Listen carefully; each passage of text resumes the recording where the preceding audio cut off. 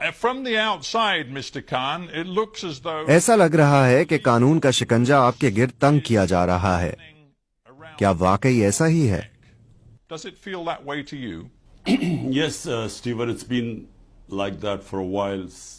جی ہاں اسٹیفن، جب سے مجھے اقتدار سے ہٹایا گیا تقریباً 14 سے 15 ماہ پہلے تو اسٹیبلشمنٹ سمجھتی تھی کہ پارٹی ختم ہو جائے گی، اور عموماً ایسا ہوتا بھی ہے کہ جب آپ اقتدار میں نہیں رہتے تو آپ کی مقبولیت کم ہو جاتی ہے. لیکن اس کے بالکل برعکس پارٹی کی مقبولیت پہلے سے بھی زیادہ بڑھ گئی، اور یہ پاکستان میں بہت غیر معمولی بات تھی. جب ضمنی انتخابات ہوئے تو میری جماعت نے 37 میں سے 30 ضمنی انتخابات میں کامیابی حاصل کی، باوجود اس کے کہ اسٹیبلشمنٹ حکومت میں موجود جماعتوں کی پشت پناہی کر رہی تھی. تو جب یہ مجھے گیم سے ناک آؤٹ کرنے میں ناکام ہو گئے تو مجھ پر 2 بار قاتلانہ حملے بھی ہوئے، اور اس کے علاوہ اب تک مجھ پر کیے گئے مقدمات کی تعداد 200 کے قریب ہو گئی ہے، اور میں ڈبل سینچری بنانے کے قریب ہوں. اور یہ تمام کوششیں اس لیے ہیں کہ یہ مجھے جیل میں ڈال سکیں یا مجھے نااہل کروا سکیں، یا میرے خلاف یہ دونوں کام کر سکیں. And the whole attempt is to either imprison me or disqualify me, or both. Yeah, you talk about being knocked out of the game. آپ گیم سے باہر کیے جانے کی بات کر رہے ہیں، اور آپ کے خلاف تقریباً 200 کیسز ہیں، جن میں سے ایک آفیشل گفٹس کے غلط استعمال، اس کے علاوہ توہین الیکشن کمیشن کا کیس، اس کے علاوہ بغاوت، بلاسفیمی، اور یہاں تک کہ ایک قتل کے مقدمے میں بھی آپ نامزد ہیں. But then there are others which include, as I understand it, sedition, blasphemy, and one case which even alleges you are involved. تو یہ بہت پیچیدہ اور مشکل صورتحال ہے، اور اگر دیکھا جائے تو آپ کے پاس تو کسی اور چیز کا وقت بھی نہیں. You don't have time for anything else. Well, you forgot to mention there are about 60 or 70. آپ یہ بتانا بھول گئے کہ میرے اوپر تقریباً 60 سے 70 دہشت گردی کے مقدمات بھی ہیں. میرا تمام وقت ایک عدالت سے دوسری عدالت کے چکر کاٹنے میں گزر جاتا ہے. 2 مہینے کے دوران میں نے 335 عدالتی پیشیاں بھگتی ہیں، اور میری قانونی ٹیم بھی ایک کے بعد ایک کیس میں میرے دفاع میں مصروف رہتی ہیں. لیکن بات یہ ہے کہ یہ تمام بوگس اور جعلی کیسز ہیں، اور ان میں سے کچھ نہیں نکلنا. اور اب یہ فوجی عدالتوں کی تیاری کر چکے ہیں، اور اب یہ معاملہ سپریم کورٹ میں ہے کہ وہ فوجی عدالتوں کے لیے اجازت دیتی ہے کہ نہیں، اور ان فوجی عدالتوں کے قیام کا مقصد ہی مجھے سزا دلوانا ہے. And the objective of the military court is that there I certainly will be sentenced. Would you accept that? کیا آپ یہ قبول کریں گے کہ آپ نے ماضی قریب میں کئی سنگین غلطیاں کی ہیں؟ شاید ان میں سے سب سے سنگین غلطی پچھلے سال آپ کے اقتدار سے بے دخل ہونے کے بعد ایک خاص ماحول کو بڑھاوا دینا تھا. وہ ماحول جس میں آپ نے فوج کے خلاف دشمنی کی حوصلہ افزائی کی، In which you encouraged hostility. اور جب آپ کو اس سال مئی میں گرفتار کیا گیا تو آپ کے حامیوں نے فوری طور پر پرتشدد مظاہرے کیے اور سڑکوں پر نکل کر فوجی اہداف اور ایک سینئر جنرل کے گھر کو نشانہ بنایا. Took to the streets in violent protest, which included violence directed against military targets, including کیا وہ آپ کے لوگ نہیں تھے جو آپ کی بیان بازی کے نتیجے میں ایسا کر رہے تھے؟ people responding to your rhetoric. Well, Stephen, let me just answer this one by one. Number one. ٹھیک ہے اسٹیفن، مجھے صرف ایک ایک کر کے جواب دینے دیں. نمبر 1، میرے 27 برس کی سیاست میں کیا میں نے کبھی کسی کو تشدد کرنے کو کہا ہے؟ کبھی نہیں. ہمارے تمام احتجاج آئین کے اندر رہتے ہوئے پرامن رہے ہیں. احتجاج کی اجازت تو ہمیں آئین نے دی ہے. جب ہمیں کوئی ناانصافی محسوس ہوتی ہے تو احتجاج کرنا ہمارا حق ہے، اور وہ ہم نے کیا ہے. ہم نے 126 دن کا اب تک کا سب سے طویل احتجاج کیا، اور ایک بھی تشدد کا واقعہ سامنے نہیں آیا. تمام پرامن احتجاج تھے. ہم احتجاج کرتے تھے اور واپس چلے جاتے تھے. تو یہی بات ہے جو عدالتوں کے 2 فیصلوں نے اب بھی ثابت کی ہے کہ ہم اس میں ملوث نہیں تھے. ہم سمجھتے ہیں کہ ان پرتشدد کارروائیوں کی آزادانہ تحقیقات ہونی چاہیے ان 4 مقامات پر جہاں پر آگ لگانے کے واقعات ہوئے. None of us were involved in any of violence.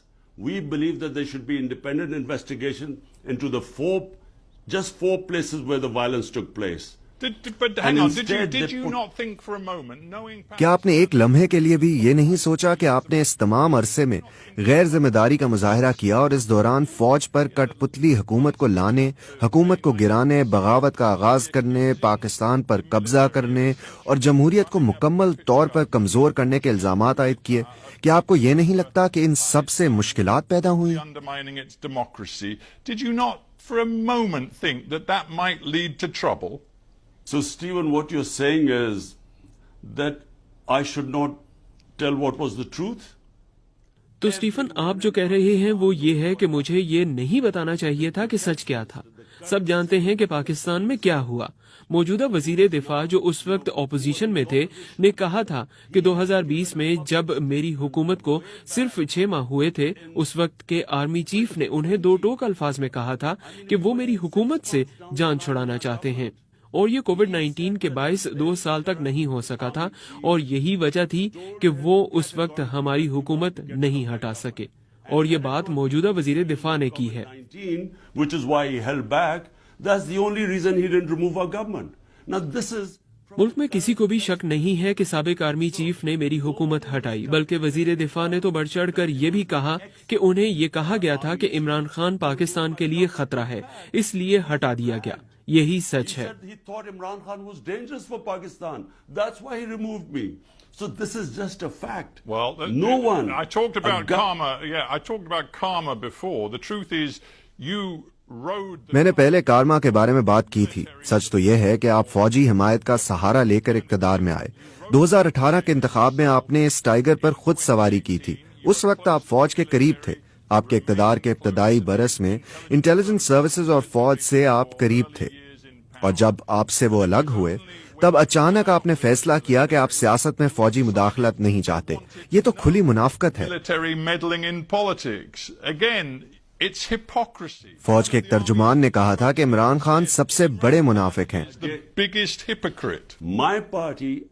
मेरी पार्टी ने सिफर से अपना आगाज किया था और 22 साल मैंने अपनी पार्टी को बनाया, और फिर अगर 2018 में फौज हमें लाई होती तो अब जब एस्टेब्लिशमेंट खुल्लम खुल्ला हमारे खिलाफ है और हमें खत्म करने की कोशिश कर रही है, तो हुकूमत से बाहर होने के बावजूद हमने 37 में से 30 ज़िमनी इंतखाबात कैसे जीत लिए?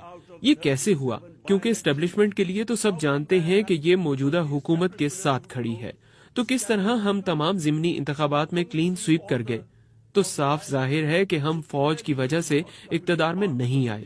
जहां आप दुरुस्त हैं वो ये है कि फौज ने 2018 में मेरी मुखालफत नहीं की थी, लेकिन 2013 में फौजी एस्टेब्लिशमेंट ने नवाज शरीफ की पुश्तपनाही की, उन्हें इक्तदार में लाए। इसलिए हमने 126 दिन तक एहतजाज किया, क्योंकि हम चाहते थे कि इंतखाबात की तहकीकात हों, क्योंकि हम जानते थे कि इंतखाबात में धांधली हुई है। लेकिन इसके बरअक्स जब 2018 में हम इक्तदार में आए तो हमने खुद ऑपोजिशन से कहा कि आप हल्के खोल लें, क्योंकि हमें मालूम था कि हम शफाफ तरीके से जीत गए हैं। Isn't the truth, though, that you believed after you lost... लेकिन क्या ये सच नहीं है कि 2022 में अदम एतमाद की तहरीक में शिकस्त के बाद आपका मानना यह था कि आप अवामी ताकत का इस्तेमाल करके आर्मी को अपने साथ शामिल होने पर मजबूर कर लेंगे?